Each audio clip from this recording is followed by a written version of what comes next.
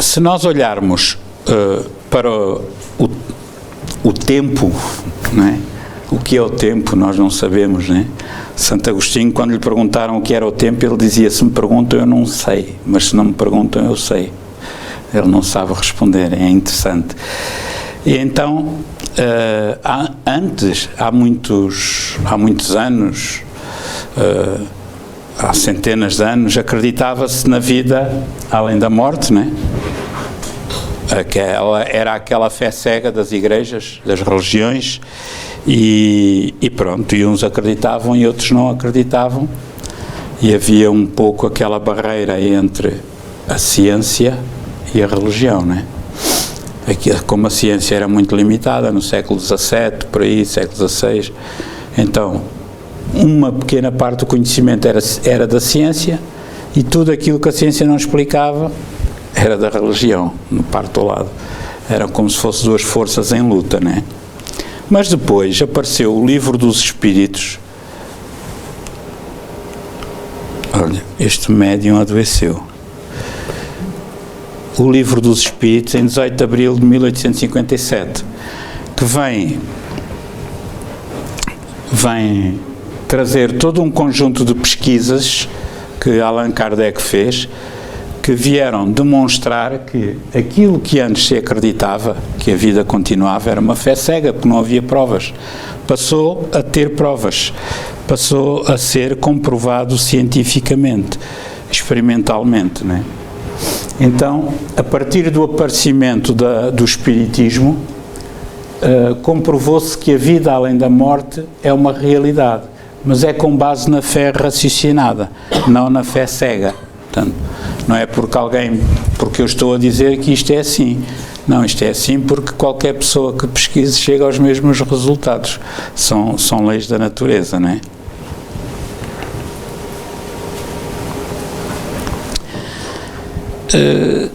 Mas há pessoas que neste tipo de evolução, há pessoas que dizem assim: mas isso foi em 1857, pessoas muito crédulas, não é? Balelas de gente fraca da cabeça, gente muito, que segue crenças, etc. Só que esse tipo de discurso só o tem para já quem é ignorante no sentido de ignorar o que já existe, não é? Não no sentido negativo. Só o tem quem é o ignorante ou quem não está a par das situações, porque os factos do nosso cotidiano provam o contrário, provam que isto tudo, que estas pesquisas não são balelas, não são coisas de gente fraca, não são coisas de gente crédula, não é? Allan Kardec comprovou a imortalidade da alma. Aliás, um dos temas das jornadas de cultura espírita vai ser precisamente esse. Allan Kardec, o homem que matou a morte. A morte foi morta pelo espiritismo, porque até então a morte era uma coisa tenebrosa, uma coisa terrível, não era? Uma madrasta, não é? Quando o espiritismo provou que a vida continua, a morte perdeu aquele peso. Para muitos de nós ocidentais ainda não, por desconhecimento, mas quem conhece o espiritismo perde sem dúvida nenhuma esse peso, não é? Só que a ciência, como é que funciona? Funciona pela repetição. Allan Kardec demonstrou isso e compilou, codificou, condensou muito bem toda essa metodologia, não só no Livro dos Médiuns, que tem a parte científica, mas no Livro dos Espíritos, tem a parte filosófica, no Evangelho segundo o Espiritismo, tem a parte ético-moral, na Gênese e no Céu e Inferno, principalmente nessas 5 obras, são consideradas as obras fundamentais da doutrina espírita. E o mais curioso é que tudo aquilo que está nesses 5 livros tem vindo a ser recomprovado ao longo dos tempos até aos dias de hoje. E ainda não houve um único ponto que o Espiritismo defende que tenha sido desmentido pela ciência da Terra. Há um que falta confirmar, que é a pluralidade dos mundos habitados. Os espíritos disseram a Kardec que, de um modo geral, todos os planetas são habitados por seres inteligentes com uma forma mais ou menos humanoide, não é? A minha esperança é que eles sejam um bocadinho mais bonitos do que esta espécie que aqui está. Mas pronto, porque assim, quando eu reencarnar lá, também vai ser diferente, não é? Com uns caracolinhos e tal. Então, hoje vamos falar sobre 3 cientistas. Já abordámos já vários cientistas desde meados do século XIX e hoje vamos falar de 3 cientistas, alguns conhecidos, outros não. Bruce Grayson, Jim Tucker e Brian Weiss, né? Curiosamente, nenhum deles é espírita.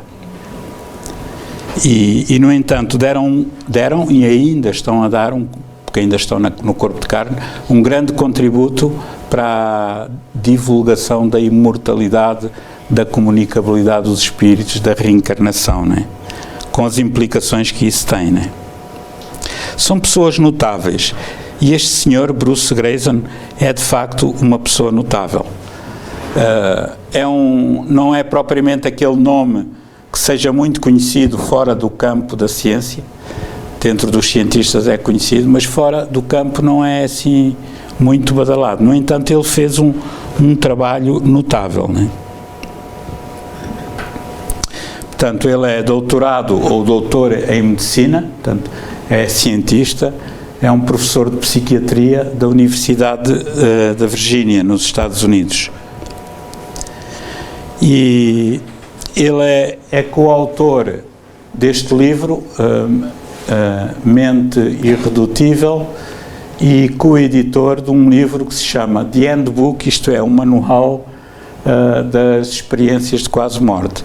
Este é um dos mais conceituados cientistas sobre EQMs, experiências de quase morte, que são aquelas experiências em que as pessoas são dadas como mortas clinicamente e que depois, passado algum tempo, são ressuscitadas, né, com aparelhos, com os ressuscitadores, e voltam e relatam coisas passadas durante esse período em que, de acordo com o conhecimento científico atual, não poderiam lembrar nada porque o cérebro estava completamente desligado e sem oxigenação, né?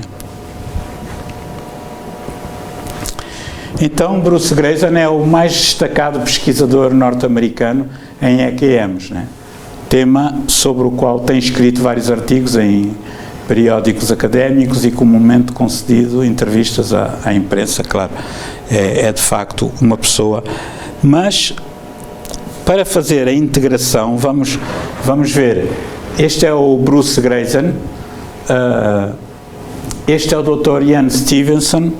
O Dr. Ian Stevenson foi talvez, até hoje, o grande cientista da reencarnação. Só ele catalogou durante 40 anos cerca de 3.000 casos em todo o mundo, desde o Oriente ao Ocidente. O Bruce Grayson foi na esteira do Dr. Ian Stevenson e agora todos na Universidade de Virgínia, no Departamento de Estudos da Percepção Humana, e agora temos o Dr. Jim Tucker, um pedopsiquiatra, um psiquiatra de crianças, que está a seguir o trabalho iniciado por este grande homem, né? Então vemos, amigos, Bruce Grayson foi professor de psiquiatria e diretor da tal divisão dos estudos da consciência e na Universidade de Virgínia. Foi também professor de medicina psiquiatra, do Departamento de Medicina Psiquiatra, divisão de psiquiatria, blá, blá, blá, da Universidade de Virgínia. É uma pessoa com um currículo, de facto, muito grande. Vemo-lo aqui, raramente rodeado de papéis e de arquivos, né, obviamente, como cientista que era. Ele é professor emérito Carlson, de Psiquiatria e de Ciências Neurocomportamentais da Universidade de Virgínia. Olha, agora funcionou. Anteriormente fez parte da Faculdade de Medicina da Universidade do Michigan e do Connecticut, onde foi chefe clínico de Psiquiatria.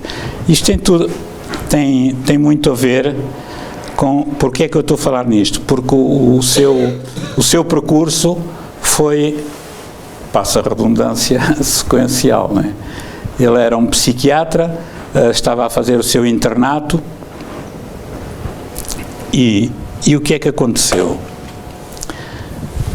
Aconteceu que ele estava de chamada, vá lá, estava no refeitório da universidade, portanto a Universidade Hospital, aliás, estava no refeitório do hospital e tinha naquele tempo, não havia telemóveis, havia aqueles pagers, não sei se alguém se lembra, que eram uns equipamentos pequeninos, fazia pip e aparecia lá uma mensagem, né? Urgência, qualquer coisa, e aquilo era uma coisa do outro mundo, né? Super desenvolvida e passado meia dúzia de anos temos aqui telemóveis, cada um 100 a 0 a isso. E então ele estava a comer no refeitório, diz ele, como qualquer bom psiquiatra, né? Estava nas minhas consultas normais, com o fatinho, com a gravata e com a bata branca por cima, né? Com o estetoscópio e estava a comer massa com molho de tomate, devia ser tipo macarrão ou qualquer coisa assim do género, ou esparguete à bolonhesa, assim, algo do género. Estava a tomar, ia a comer uma garfada quando o bip tocou. E quando o bip tocou, ele, é aquele impulso, e pá, se tocou é uma urgência. Fez assim e o molho de tomate foi para a gravata. E ele lá limpou aquilo e tal, viu, era uma chamada, uma situação urgente de tentativa de suicídio, e ele lá foi às urgências e encontrou, sempre preocupado com a sua mancha na gravata, né?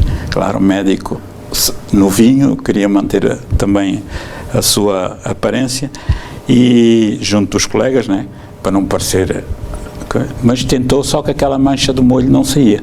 Então ele lá fechou a bata, mas não sei quantos, depois lá foi, era uma rapariga que tinha tentado o suicídio através de uma overdose, uma rapariga nova, uma jovem. E, entretanto, ele tentou interagir com ela, viu que os sinais vitais estavam normais, estavam... diga? Estabilizados, obrigado. A palavra fugiu para aí, por isso é que eu não encontrei. Os sinais estavam estabilizados e ele procurou saber pormenores, mas, portanto, não conseguia interagir com a rapariga.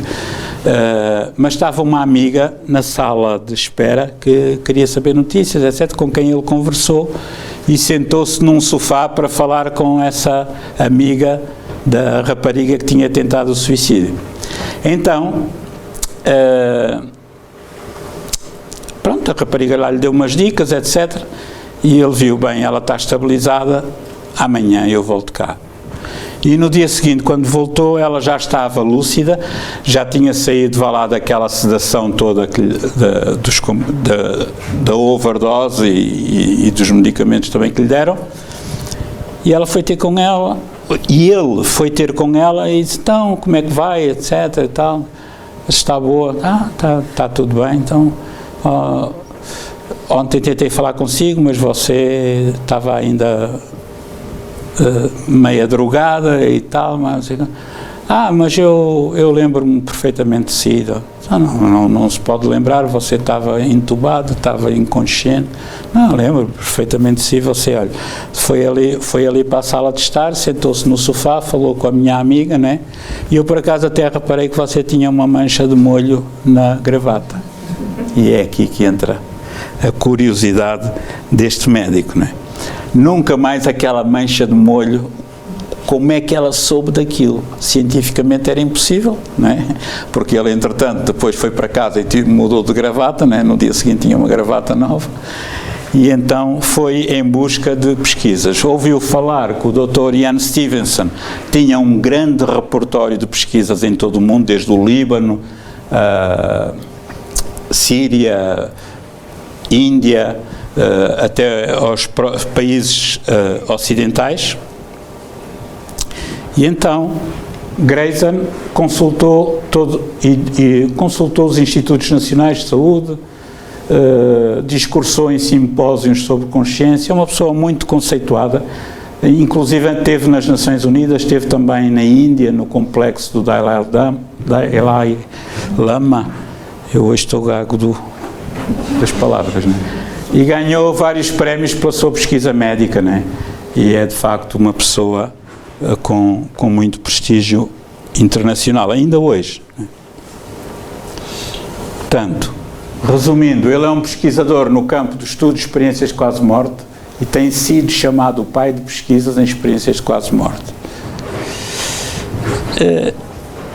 É um dos pais, né? Temos também o Raymond Moody Jr., talvez o cientista que mais pesquisou esta área. Kenneth Ring foi também um médico que fez pesquisa com crianças que tinham tido experiências de quase-morte e que depois desenhavam aquilo que tinham visto, né? Michael Sabin e outros, Raymond Moody Jr., já falámos, Elizabeth Kubler-Ross, uma psiquiatra suíça, foi a primeira cientista a lidar com a morte e a estudar a morte, a tanatologia, né? E então eles fundaram a Associação Internacional de Estudos de Quase-Morte. Então, Bruce Greyson, para fazer um estudo científico sobre isso, ele inventou uma escala para medir os aspectos de experiência de quase-morte. E não só inventou essa escala e foi aplicada na América e os seus próprios pares também a aplicaram, como ele mandou, por exemplo, para a Itália e pediu aos psiquiatras e aos médicos que utilizassem essa escala de referência para ver se os valores em Itália eram compatíveis com os mesmos valores nos Estados Unidos da América, né? Pronto, falamos aqui, sempre muito solicitado pela imprensa. E aqui temos o caso da nódoa da gravata, né? Partindo do pressuposto que isto é obviamente uma imagem, a moça que estava que tinha feito tentativa de suicídio com comprimidos, né? Porque é que ela se lembrava da gravata? Porque o corpo, estando na cama, inanimado, o espírito estava fora do corpo, né? E tinha-se apercebido aquilo, e por algum mecanismo que nós ainda não conseguimos conhecer, algumas pessoas que têm experiências de quase-morte, ou as pessoas que têm experiências de quase-morte, obviamente, relembram, muitas outras não relembram, né? E então é muito interessante, né?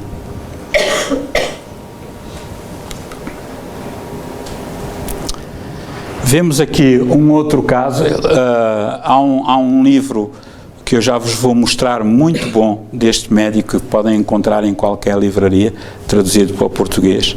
É um livro de pesquisa científica, mas é fantástico, porque qualquer pessoa lê, qualquer pessoa sem formação científica, como é o meu caso, lê e percebe bem aquilo, porque é como se fosse um romance, mas no entanto são várias histórias, mas com dados científicos muito importantes.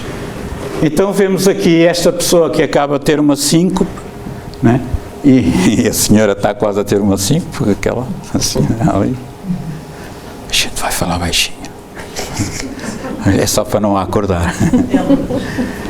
E então vemos ali a pessoa fora do corpo, a olhar para o corpo. Então, mas o que é que se passa aqui? O que é que aquele rapaz está ali a fazer ao meu corpo, não é? E é muito interessante o que é que depois o senhor veio, quando voltou ao corpo, contando a sua experiência, as conclusões que ele tira da sua experiência e que disse ao Dr. Greyson, né? Diz ele: esta experiência mudou a minha vida. Este senhor não era espírita, nem o Dr. Greyson, né? Tenho um profundo sentimento de amor incondicional e entendimento de quase toda a gente, depois de ter tido a experiência de quase-morte, né?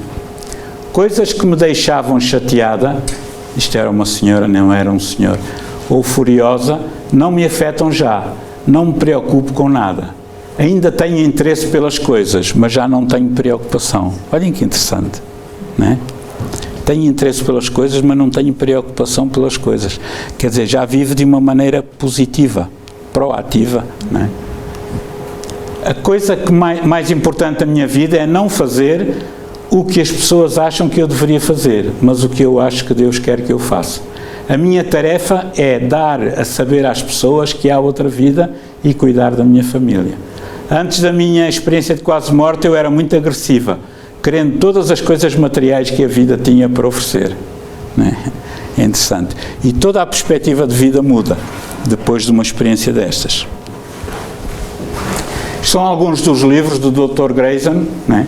A experiência de quase morte, o tal Mente Irredutível, o tal livro de bolso, as experiências de quase morte, e este foi o livro onde eu me baseei para pesquisar o Dr. Bruce Grayson, Depois da Morte. É um livro que está à venda na Bertrand, nas livrarias tradicionais, e que eu recomendo para quem gosta deste trabalho, deste assunto, perdão. Vemos aqui o Dr. Bruce Grayson convidado para palestrar na ONU e apresentar os resultados das suas pesquisas científicas sobre EQMs, né? E aqui na Índia, o Dalai Lama, quando ele lhe oferece o seu livro, o mesmo livro que eu dou há bocado, mas na versão inglesa, que é este, Depois da Morte, After Death. Então, as EQMs demonstram a diferença entre a mente e o cérebro e demonstram que a mente não é produção do cérebro, pois a mente mantém-se ativa quando o cérebro não funciona. E esta é uma descoberta fantástica. É tão básico isto para quem estuda espiritismo, mas ainda hoje há cientistas e de muito calibre, em Portugal e no mundo, que dizem, não, a mente é um produto do cérebro, é uma secreção, que é um disparate profundo, porque está comprovado cientificamente o oposto. Nestes casos o cérebro não funciona e a mente funciona. E recorda coisas incríveis que o doente não podia saber porque estava ali em estado de coma, né? Então é porque algo que tem a ver com a mente, com o espírito, com a alma, o que lhe queiramos chamar, algo que mantém a nossa inteligência, que mantém a nossa individualidade, é exterior ao cérebro do corpo de carne que está ali na cama do hospital, né? O Dr. Jim Tucker é quase a minha idade, mais velho um bocadinho. Eu nasci em 62, ele nasceu em 60, tem mais 2 anos que eu. Mas ainda tem a estar jovem, estão a ver? Mas já repararam que as pessoas inteligentes não têm cabelo? É o caso dele, atenção, né? O meu é mera coincidência. Falar nisso, essa cabeleira está muito grande, Jesus. Ora bem, Dr. Jim Tucker é um senhor muito simpático e muito querido dentro do meio académico e até dentro daqueles que não concordam com ele, né? É um pedopsiquiatra, portanto, psiquiatra de crianças, professor de psiquiatria e ciências neurocomportamentais na Universidade de Virgínia, onde está agora a continuar o trabalho do Dr. Ian Stevenson. E, inclusive, ganhou uma bolsa, porque este departamento de percepção da consciência que existe na Universidade de Virgínia, eles sobrevivem à custa de donativos, portanto, não é a própria universidade que sustenta. E uma das fundações que sustenta este trabalho científico é precisamente a Fundação Bial, em Portugal, né? Que está associada àquela farmacêutica Bial, né? Eles têm feito um trabalho notável nisto. Então, ele tem um primeiro livro que é Life Before Life, Vida Antes da Vida. Depois apresenta um outro livro, onde nestes livros ele apresenta todas as pesquisas científicas que tem feito até então. Depois o segundo livro, Return to Life, ou Volta à Vida, né? E o terceiro é este.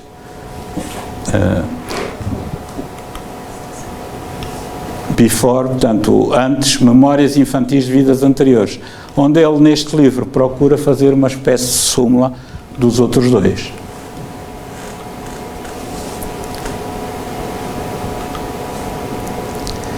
E há de facto, quer dizer, são tantos os casos, porque seria e impossível falarmos aqui, mas são tantos os casos que ele relata, casos com pormenores incríveis, que vale a pena ler estes livros, não é? Então, voltando à fotografia de há pouco, vemos agora aqui o Jim Tucker, sucessor do Ian Stevenson. Nos últimos 60 anos, médicos da Divisão de Estudos Perceptivos da Universidade de Virgínia investigaram casos de crianças que se lembram de vidas anteriores. Não propriamente o Bruce Grayson, que também abordou isto, mas a área dele é mais as EQMs. A área das crianças que se lembram de vidas passadas, que é uma das evidências da reencarnação, é mais o Dr. Ian Stevenson e o Jim Tucker.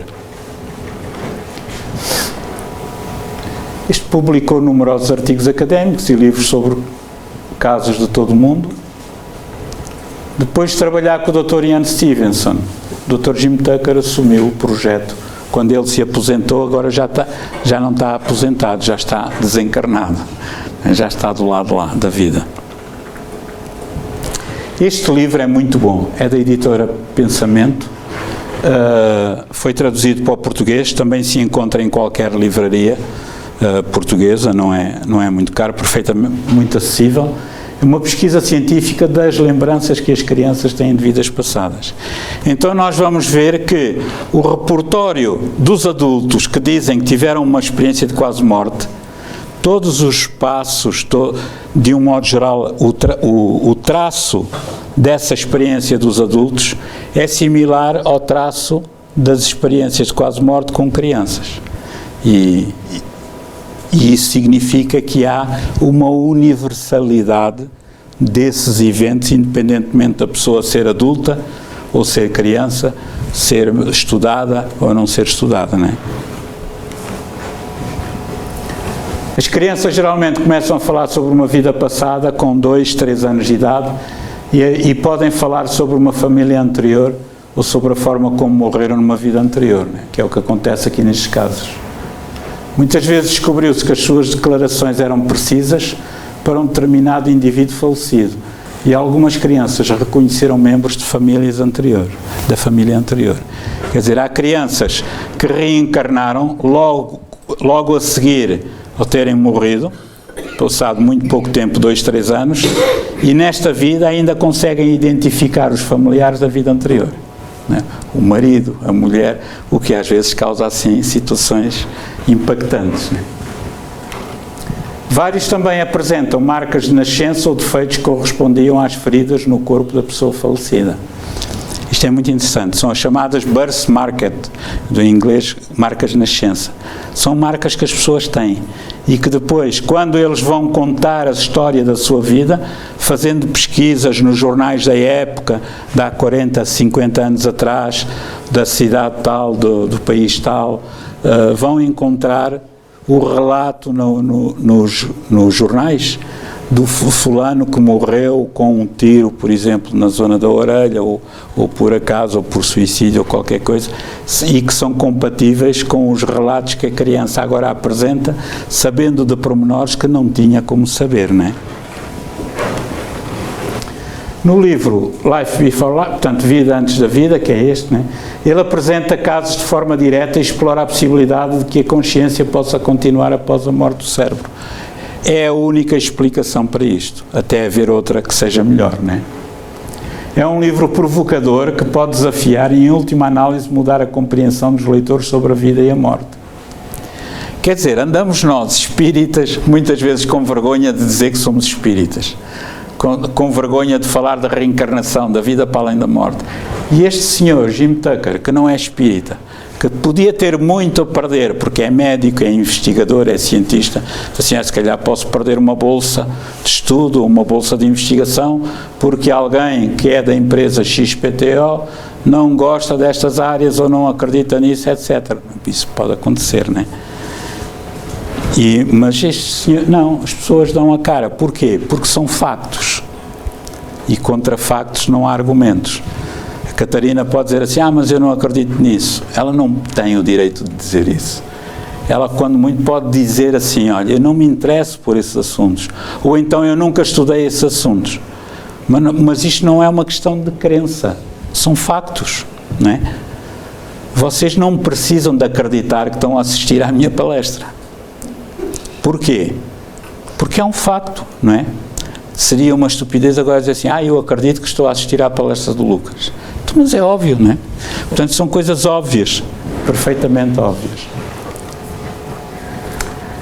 Há mais de 20 anos que ele vem viajando pelo país, neste caso Estados Unidos, conhecendo famílias, ouvindo histórias como estas e tentando determinar se as memórias das crianças são válidas. E o mais curioso é que ele chegou à conclusão que a maior parte dos casos estudados nos Estados Unidos, os pais não esperariam que os seus filhos dissessem tais coisas. A maior parte dos pais são contra a reencarnação, por causa da sua orientação religiosa americana ou católica, como tu dizes, ou qualquer coisa, ou evangélicos, que são contra a reencarnação. Portanto, não há um efeito de sugestão por parte dos pais sobre os filhos. Há inclusive um caso que foi pesquisado, foi talvez dos casos mais pesquisados em todo o mundo por vários pesquisadores, todos diferentes, todos chegaram à mesma conclusão, que é do James Leninger, que agora já tem 20 e tal anos, o tal menino que dizia ter sido piloto americano que foi abatido pelos japoneses na Batalha do Iowa, na Segunda Guerra Mundial, com um conjunto de detalhes imbatíveis. Vamos falar um bocadinho sobre isso assim en passant. E o Dr. Jim Tucker foi investigar também esse caso com o rigor científico que lhe é peculiar.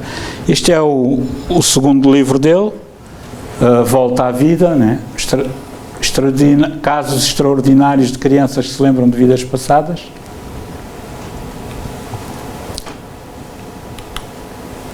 Os leitores veem, por exemplo, nos casos que ele conta, por exemplo, um menino levando um menino e a sua mãe para uma ilha remota sobre o qual o menino falou repetidamente. Quer dizer, este médico, ele quando tem um caso, a criança lembra-se de que viveu numa ilha ou num país que nunca viveu nesta vida. Ele pega na criança, pega nos pais, leva-o lá. Então agora vais-me dizer onde é que tu vivias. Eles identificam lugares, pormenores, nunca lá terem ido nesta reencarnação, até porque são crianças, geralmente com 3, 4 anos de idade. E como explicar isso sem ser pela reencarnação? De momento não conheço outra explicação, não é? Vemos aqui um outro menino prodígio, um outro menino que diz ter sido um jovem prodígio de golfe, o famoso jogador de golfe Bobby Jones. Uma rapariga que fala sobre um incêndio, outro que se lembra de caminhar por uma estrada empoeirada antes de ser sequestrado de 2 homens num carro. Tudo isto, casos que depois são pesquisados e são encontrados como sendo reais nos jornais da época e da região onde os casos aconteceram. Lá está o famoso menino, o James Leninger, na reencarnação atual, que se lembrava de ter sido piloto, que era o James Jr., e então o piloto era o James Jr. porque o pai do piloto era o James. Na América é mais ou menos assim. Então, este miúdo, nesta reencarnação, curiosamente, os pais puseram-lhe o nome James, a família Leninger, James Leninger. Então o miúdo, quando assinava o nome, punha James III, James III. E a mãe perguntava-lhe, então, mas porquê é que põe James III, James o terceiro? O teu nome é James Leninger. Só mãe, então tu não sabes que eu sou o terceiro? Porque ele lembrava-se de ter sido o James o segundo, o Júnior, né?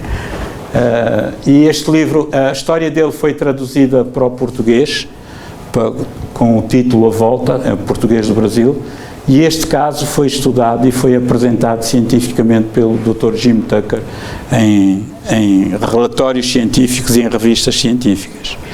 Vemos aqui, portanto, o caso do James Leninger, um caso americano de reencarnação típico, né?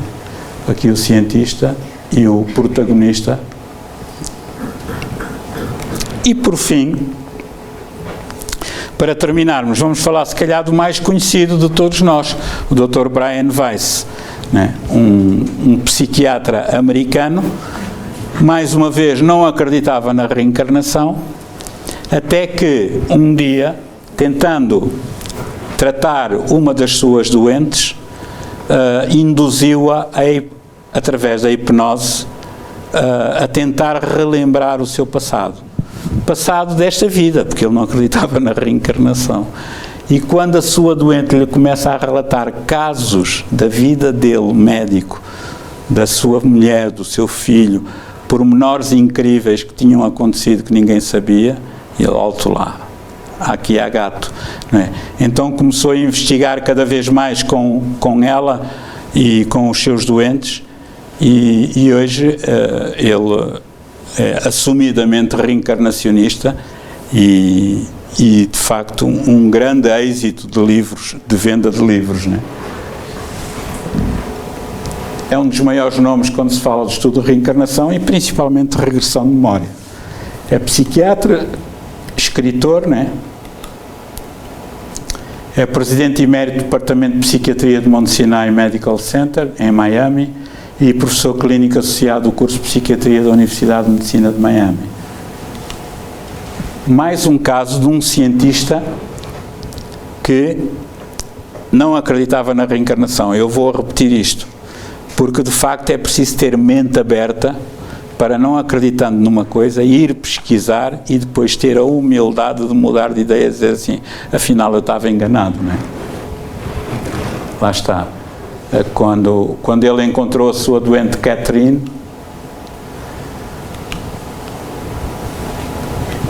hoje em dia, Brian Weiss defende a terapia de vidas passadas, informando que muitas fobias e doenças estão enraizadas em experiências de vidas passadas, né? Defende também receber mensagens de mestres ou almas super evoluídas não físicas. O que é isto? Comunicações espirituais, né? Quer dizer, ele vem comprovar, através da sua experiência em laboratório, nos seus consultórios, aquilo que Allan Kardec já tinha comprovado em 1857. E isto é que tem valor científico. Este senhor não é espírita, não sei se algum dia leu o livro dos espíritos, mas espírita não é. No entanto, veio comprovar a comunicabilidade dos espíritos, a reencarnação, a lei de causa e efeito. Era uma pessoa muito requisitada pelos mass media, que vemos aqui com a ópera, não é? E é muito interessante que ele fala também de Kardec e do livro dos espíritos, não é?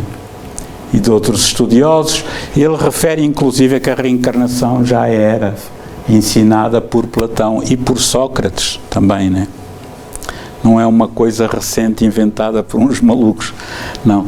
De acordo com as estatísticas de alguns pesquisadores, eles apontam para que 2/3 da população mundial acredita na reencarnação, uns por questões culturais, outros por causa das religiões que seguem, né? E outros por causa dos casos que vão acontecendo. Por exemplo, estarmos a falar de reencarnação aqui no Ocidente ainda vai sendo novidade, apesar de já termos bastante conhecimento.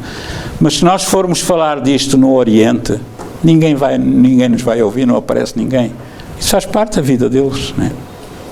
Quando o Dr. Erlendur Haraldsson, um filósofo islandês, que fez muita pesquisa, foi um dos grandes cientistas do século XX, foi várias vezes tentar entrevistar o Sai Baba, um místico indiano, e também o próprio Dalai Lama. Ele queria fazer uma investigação científica com o Sai Baba, e esse Sai Baba, esse místico indiano, ele dizia-lhe assim: mas para que é que eu vou perder tempo convosco, ocidentais, a comprovar aquilo que eu sei que é verdade? Isso é interesse vosso, não é? Eu não preciso das vossas conclusões científicas porque eu sei que é assim, não é? E então é muito interessante a postura dos orientais, é muito mais, para eles isto é natural, para nós ocidentais, embora acreditemos, mas precisamos daquela análise fria, né, da ciência, o que não tem nada de mal, né? Então, tais lembranças precedem e sobrevivem ao corpo do homem após a morte deste num plano distinto, obviamente tudo aquilo que o Espiritismo diz. Temos aqui alguns livros do Dr. Brian Weiss, o mais conhecido deste é Muitas Vidas, Muitos Mestres, mas todos eles são bastante conhecidos, e tem outros, né, que se podem encontrar também na Bertrand. Passa publicidade. E então, amigos, terminando estas 3 pesquisas, põe-se uma questão que é inevitável. Lembram-se do primeiro slide? Antigamente havia a fé cega na vida para além da morte, e agora há uma fé raciocinada com provas da imortalidade. No entanto, há pessoas que continuam a dizer, não, a vida acaba, acabou. Morto o cão, acaba-se a raiva. Não é bem assim. E então nós temos aqueles que ainda dizem assim, não, quando acabar a vida, acabou, não há mais. E temos outros, como o padre François Brune, que escreveu este livro, entre outros, Os Mortos Nos Falam, tem um outro livro de parceria com o Rémy Chauvin, que é um notável cientista da Universidade de Sorbonne, em França, também já desencarnado, onde eles escreveram um livro em parceria, o outro cientista e este padre. O padre François Brune era uma pessoa muito culta. E ele, apesar de ser padre católico, ele ia aos congressos espíritas ao Brasil e no intervalo dos congressos ia rezar missa na igreja ao lado, onde lhe pediam, e não tinha preconceitos nenhuns. E deu uma entrevista para o Jornal das Caldas e para o Jornal do Espiritismo, aqui em Portugal, onde ele dizia, não, eu falo com os espíritos todas as semanas, através de médiuns humanos e através de aparelhos eletrónicos, a transcomunicação instrumental. E ele deu uma informação que a primeira pesquisa científica sobre transcomunicação instrumental foi feita no Vaticano, com 2 cientistas, o padre Ernetti Gemelli e um outro que não me recordo agora o nome, mais ou menos da mesma altura. O padre Gemelli era físico nuclear, embora fosse padre. E então, e o Papa, na altura, que se não me falha a memória era Pio XII, ele incentivava os seus padres cientistas a pesquisarem e a irem e dizia, não, estes fenómenos são reais. Quer dizer, ensinam ao povo que quem se comunica pelos médiuns é o diabo, mas lá dentro de casa, não, eles sabem que são reais. Né? Ok. E então, amigos, para terminarmos, vamos fazer só assim um flashback rápido dos cientistas que já falámos, para vermos que isto não é coisa de gente fraca, com cabeça fraca, né? Mas isto é coisa de gente com muita cabeça e com muitos conhecimentos e com muita credibilidade científica. William Crookes, César Lombroso, temos aqui vários que já falámos, Camille Flammarion, por aí fora, e podem encontrar todas estas palestras no site, no YouTube do Centro de Cultura Espírita, Caldas da Rainha. Temos aqui outros, o casal Curie, os 2 que foram prémios Nobel da Química, Oliver Lodge, né? Todos estes que já falámos também, Russell Wallace, William James, o pai da psicologia americana, como Frederick Myers, um dos fundadores da Sociedade de Pesquisas Psíquicas de Londres, Joseph Banks Rhine, o pai da moderna parapsicologia, nos idos de 40, os anos 40, os anos 50.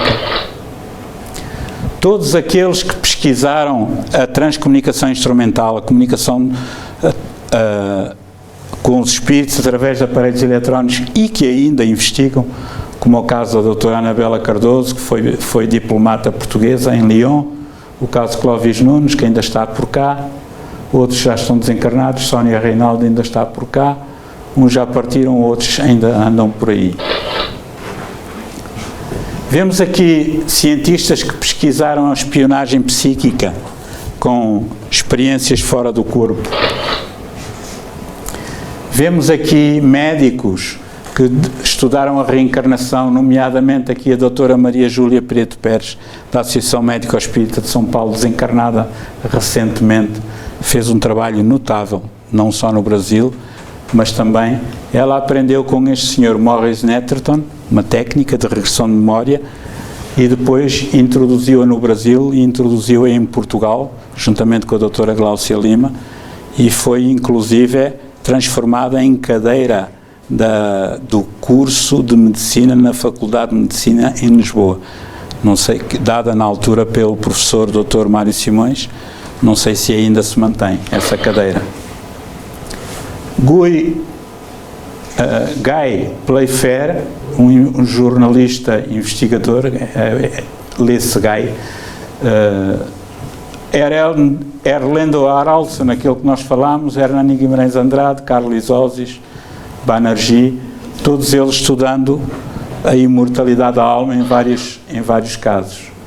Raymond Moody Jr., talvez o pai, sim, das pesquisas de experiências de quase morte, Konstantin Korotkov, um físico russo, Peter Fenwick, neuropsiquiatra, Dean Radin, engenheiro, Rupert Sheldrake, um biólogo inglês, também já falámos aqui dele. Portugueses, o Dr. Manuel Domingos, um neuropsicólogo, o Dr. Luís Portela, da Fundação Bial, o Dr. Evan Alexander III, um neurocirurgião, que não acreditava na vida para além da morte, teve uma EQM fantástica. Ao fim de 7 dias ele voltou, contou todos os pormenores e escreveu inclusive um livro intitulado A Prova do Céu, não é? E o Dr. Pim van Lommel, um cardiologista holandês, muito famoso também nas pesquisas de quase morte. E hoje temos estes 3 homens notáveis, Bruce Grayson, Jim Tucker e Brian Weiss. E então, estamos a terminar. Estes são os 5 pontos básicos da doutrina espírita, que Allan Kardec apresentou em 1857. A existência de Deus. Somos espíritos imortais. Como é que sabemos isto? Através da comunicabilidade dos espíritos pelos médiuns. A reencarnação é uma realidade, é um facto hoje comprovado cientificamente, e os mundos são, de um modo geral, habitados. O único princípio básico falta confirmar cientificamente. Então, amigos, tudo isto que o Espiritismo trouxe em 1857 tem vindo a par e passo a ser reconfirmado pela ciência da Terra. E Kardec tinha dito mesmo isso. A ciência da Terra, a ciência espírita, marcha ao lado da ciência da Terra. Mas não para onde esta para. Porque a ciência da Terra dedica-se a estudar os vírus, né, as bactérias, as coisas orgânicas, né, e inorgânicas também da Terra, a matéria. A ciência espírita vai mais além e estuda as relações que existem entre o mundo terreno e o mundo espiritual. Depois fica à espera que a ciência da Terra venha, confirme ou não. E Kardec, num live de lucidez, porque ele era o bom senso encarnado, ele dizia: no dia em que a ciência da Terra provar que um único ponto do Espiritismo está errado, devemos abandonar esse ponto do Espiritismo e seguir a ciência. Né? Olha que homem notável, não é? E para termos uma noção,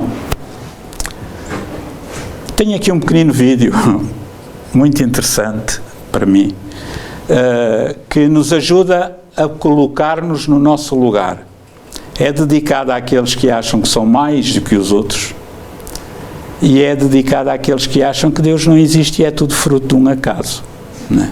Você sabe que nós estamos em um universo que tem 2 trilhões de galáxias. Uma dessas galáxias é a nossa, que é a Via Láctea. E a Via Láctea tem por volta de 250 bilhões de estrelas. Uma dessas estrelas é o Sol, que é uma estrela anã. E em volta desse Sol, que é o nosso Sol, tem 9 planetinhas, talvez 8, porque estão tirando Plutão do circuito. Um desses planetas, e só um, é a Terra. A Terra é um planetinha que gira em torno de uma estrelinha, entre outros 250 bilhões de estrelas, compondo uma única galáxia, entre outros 2 trilhões de galáxias. Nesse planetinha existe uma coisa chamada vida. A ciência calcula que há já muitos milhões de espécies, já classificou mais de 3 milhões de espécies diferentes. Uma delas é a humana, é a Homo sapiens. Nossa espécie é só uma espécie, entre outros 3 milhões de espécies já classificadas, que vive num planetinha, que gira em torno de uma estrelinha, que é uma entre 250 bilhões de estrelas, compondo uma única galáxia, entre outros 2 trilhões de galáxias, num dos universos possíveis. Essa espécie tem agora 7 bilhões e 700 milhões de habitantes. Um deles é você. Quem é você? Quem sou eu? Um indivíduo entre outros 7 bilhões de indivíduos de uma única espécie, pertencente a um planeta que é somente um, que gira em torno de uma estrelinha, que está entre 250 bilhões de outras, compondo apenas uma galáxia, entre outros 2 trilhões de galáxias. Por isso, quem é você? Quem sou eu? Quem sou eu para achar que posso empinar o nariz? Quem sou eu para achar que o único jeito de ser humano é como eu sou? Quem sou eu para desprezar outra pessoa e achar que sou superior? Por isso, quando me perguntam, sabe com quem você está falando? Eu falo assim, você tem tempo? Vem aqui que eu explico. Este senhor é muito engraçado, né? E de facto isto ajuda-nos a termos uma noção da nossa pequenez, né?